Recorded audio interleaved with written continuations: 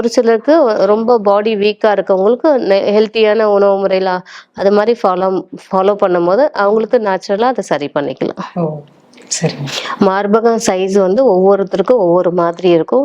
Oval ஷேப்ல இருக்கும். So கூர்மையா இருக்கும். ஒரு சிலருக்கு சர்க்கிள்ல இருக்கும். அது மாதிரி இருக்கவங்களுக்கு லூஸ் அதிகமா வர்றதுக்கு வாய்ப்புகள் இருக்கு. ஆமா. நம்ம அந்த மாதிரி எக்ஸசைஸ் கொடுக்கும்போது அது நேச்சுரலா இன்க்ரீஸ் பண்ணிடலாம். அதுக்கு தீர்வும் கிடைக்குது. கண்டிப்பா. இதுல எந்த விதமான ட்ரெஸ் எல்லாம் யூஸ் பண்ணலாம் மேடம்?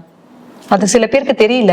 வளர்ச்சிக்குன்னு வந்து எந்த ட்ரெஸ்ஸும் கிடையாது. வளர்ச்சிக்குன்னு அவங்க நிறைய இப்ப பேட்லாம் வச்சு இது மார்பகத்தை பெருசா காமிக்கணும்னு யூஸ் பண்றாங்க.